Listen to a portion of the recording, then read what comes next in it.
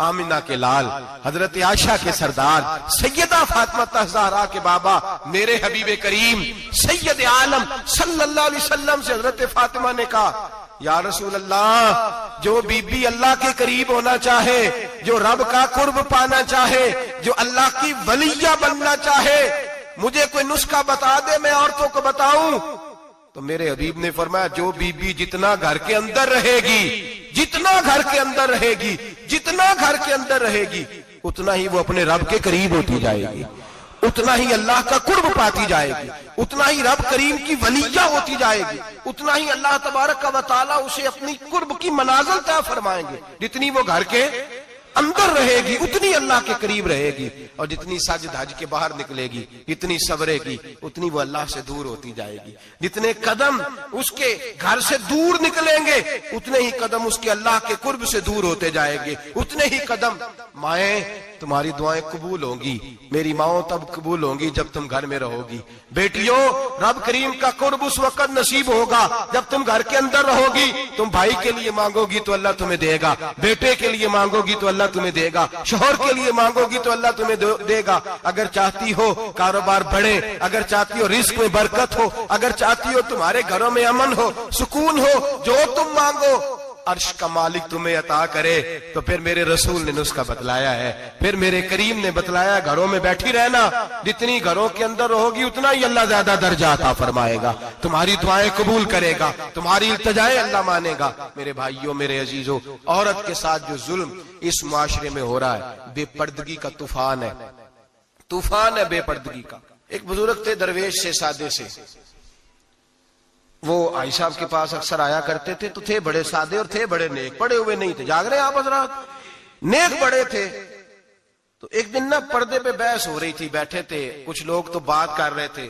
کہہ رہے تھے کہ جناب عورت کو نقاب پہننا چاہیے، برقع اوڑھنا چاہیے، کچھ کہہ رہے تھے ٹوپی والا برقع اچھا ہے، کچھ کہہ رہے تھے فلاں زیادہ اچھا ہے، باتیں ہو رہی تھی، کوئی آیت پڑھ رہا تھا، کوئی حدیث پڑھ رہا تھا، علماء بابا جی سادے سے بیچ میں بیٹھے تھے۔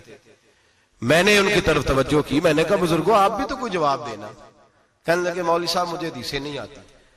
کہنے لگے مجھے آیتیں اور حدیثیں مجھے نہیں آتی، آیتیں اور حدیثیں، پر پردہ بڑا ضروری ہے، یہ میری عقل میں بات آ گئی ہے۔ تو میں نے کہا وہ کس طرح؟ کہنے لگا یہ تو چھوٹے سے بچے کی بھی عقل میں آ جاتی ہے۔ میں نے کہا صاحب ہمیں بھی سمجھا دیں، چلیں ہمیں کو بات مل جائے، آپ چلیں، اگر آپ نے علم نہیں پڑھا تو عمر تو آپ کی زیادہ ہے نا، آپ نے بزرگوں سے باتیں سنی ہیں۔ تو کہنے لگے بیٹا میرا چھوٹا سا پوتا ہے، وہ بازار سے ٹافی خرید کے لاتا ہے،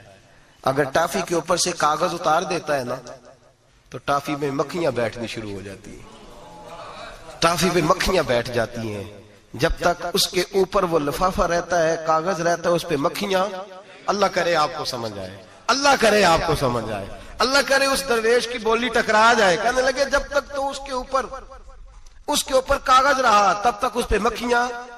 اور جب اس کے اوپر سے کاغذ اتر گیا تو مکھیاں بیٹھ گئیں۔ کہنے لگے 4 سال کا میرا پوتا، میں نے منت کر دی کہ کھا لو، کہنے لگا میں نہیں کھاتا، اس پہ مکھیاں بیٹھ گئی ہیں، میں نہیں کھاتا، گندی ہو گئی ہے، میں نے یہ ٹافی نہیں کھانی۔ کہنے لگے میں بوڑھا آدمی دوبارہ دکان پہ گیا، جدوجہد کر کے نئی ٹافی لایا، بیٹے کو کہا کھا لو، اب اس نے کھائی۔ کہنے لگے مجھے سمجھ میں آ گئی، جو بی بی پردہ کرے گی اس پہ مکھیاں نہیں بیٹھیں گی، جو عورت پردہ کرے گی اس پہ مکھیاں، اور اگر اس پہ مکھیاں بیٹھ گئیں تو پھر وہ کسی کے لیے قابل قبول ہے۔ اور اگر پردے میں چھپی رہی اور بھائی قیمتی چیزوں کو غلاف چڑھتے ہیں،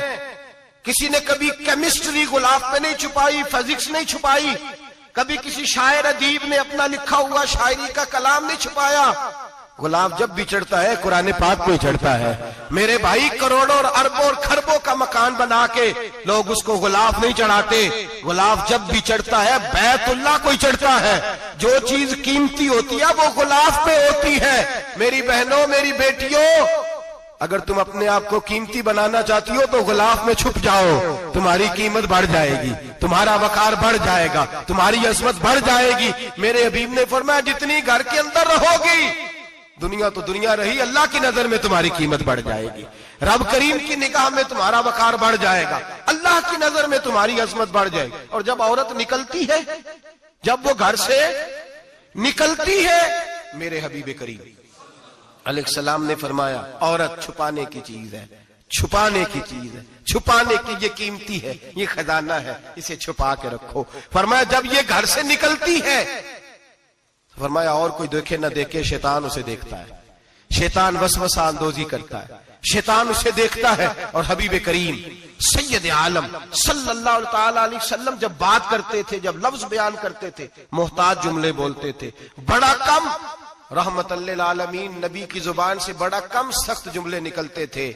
میرے حبیب نے لفظ ادا کیے، سخت جملے۔ میرے کریم نے فرمایا جو عورت، یہ جو مائیں بہنیں سن رہی ہیں، خدا را آگے پہنچائیں، آپ بھی گھر میں جائیں تو یہ والا واز اپنے گھر میں پہنچائیں، سنائیں، خدا را سنائیں، خدا را۔ روز ایک قیامت ٹوٹتی ہے، اور میرے بھائی لاکھوں عزت دار لوگ اپنے تکیے پہ منہ رکھ رکھ کے روتے ہیں، اس لیے کہ وہ بچی جس کے بارے میں کہتے تھے ہمیں اعتبار ہے، اعتبار، اعتبار کا لفظ بول کے باپ جو ظلم کرتا ہے اپنی بیٹی پہ، بھائی اعتبار کا لفظ بول کے ظلم کرتا ہے بہن پہ، اعتبار کا جملہ بول کے زیادتی کرتے ہیں ہم اپنی جانوں پر۔ حضرت جنید بغدادی صوفیاء کے سرخیل صوفیاء کے، ان سے ایک شخص کہنے لگا مجھے بیٹی پہ اعتبار ہے، میں اس کو فلان جگہ داخل نہ کرا دوں، پڑھ لے۔ آپ فرمانے لگے تجھے اعتبار ہے تو کیا اللہ کے رسول کو اعتبار نہیں تھا؟ یہ تمہیں کیسا لفظ بولا؟ تجھے اعتبار ہے، نبی پاک کو نہیں تھا؟ میرے محبوب کے پاس حضرت عائشہ صدیقہ بیٹھی تھی، اور وہ بی بی جس کو قرآن کہتا ہے لستن کاحد من النساء، تمہارے جیسی دوسری کوئی ہو سکتی نہیں۔ میرے محبوب کے پاس حضرت حفصہ بیٹھی تھی، جناب سودا بیٹھی تھی، اس سے بڑھ کر بھی کسی کو اعتبار ہوگا جن کو قرآن کہتے ہیں ان جیسی دوسری ہو ہی نہیں سکتی۔ حضرت عبداللہ بن مکتوم نابینا سے ابھی آئے، او بھائی نابینا دل کی آنکھیں کھول کے سنو، نابینا سے ابھی نابینا آنکھوں سے نظر نہیں آتا، حضور کی بارگاہ میں آئے، مجھے اعتبار ہے بیٹی پہ، مجھے اعتبار ہے، سندل کی بنی ہوئی بیٹی ہے،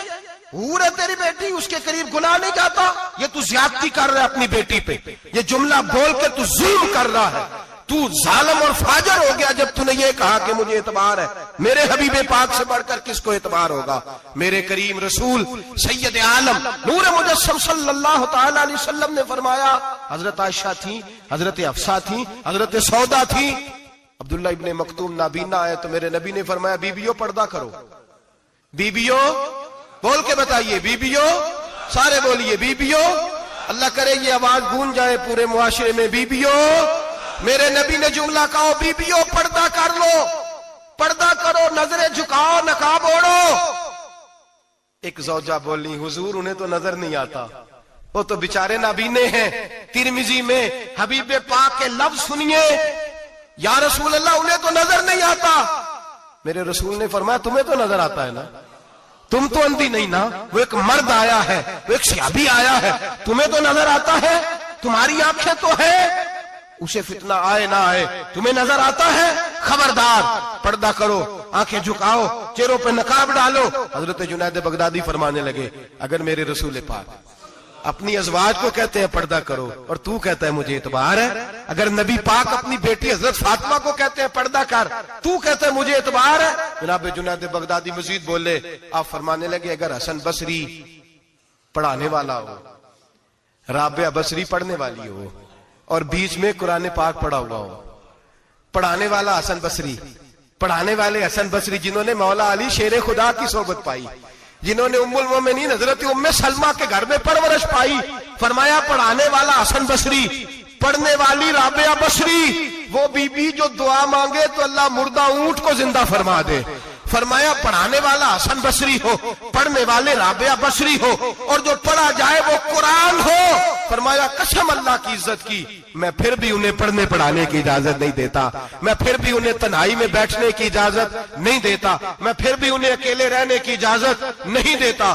اس لیے کہ یہ حسن بصری ہیں اور منع کرنے والے امام الانبیاء ہیں، اس لیے کہ یہ رابعہ بصری ہیں اور منع کرنے والے سید الرسل ہیں، خبردار پھر بھی اجازت نہیں۔ میرے نبی کریم علیہ السلام بولے، حضور کی بارگاہ میں صحابہ نے عرض کیا کہ یا رسول اللہ صلی اللہ علیہ وسلم اگر کوئی نیک آدمی کسی نیک عورت کے ساتھ بے پردہ ہو، نیک آدمی وہ پیر گناہگار نہیں جس کے پاس بیویاں جاتی ہیں، وہ گناہگار نہیں، وہ تو مجرم ہے، وہ خالی گناہگار نہیں، وہ تو پاپی ہے، وہ خالی گناہگار نہیں، وہ تو دین کا ڈاکو ہے، ڈاکو وہ تو فاسق وہ تو دین کی حدیں توڑنے والا ہے، وہ تو اس کو تو گھسیٹا جائے گا قیامت کے دن، جو عورتوں سے بے پردہ ملتا تو گھسیٹا جائے گا۔ لیکن سوال یہ ہے وہ خامد کدھر ہوتا ہے جس کی بیوی پیر کے پاس اکیلی جاتی ہے؟ سوال یہ ہے وہ بھائی کدھر ہوتا ہے جس کی بہن پیر کے پاس اکیلی جاتی ہے؟ سوال یہ ہے بیٹا کدھر ہوتا ہے جس کی اماں اکیلی جاتی ہے؟ میرے نبی رحمت، نور مجسم، شفیع معظم، سرور کون مکا، سیاح لامکا صلی اللہ علیہ وسلم کی خدمت عالی مرتبت میں صحابی نے پوچھا کہ یا رسول اللہ اگر نیک ہو بندہ، بی بی بھی نیک ہو تو ایک میں بیٹھ سکتے ہیں؟ اعلیٰ حضرت نے فرمایا اگر عورت دین سیکھنے چاہے پیر کے پاس جائے تو اپنے خاوند کے ساتھ جائے، اپنے بھائی کے ساتھ جائے، پھر بھی پردے میں بیٹھے، دور بیٹھے، آواز کے ساتھ بات کو سمجھے، لیکن اس کو تنہائی کرنے کی اجازت کسی کو بھی اجازت ہے،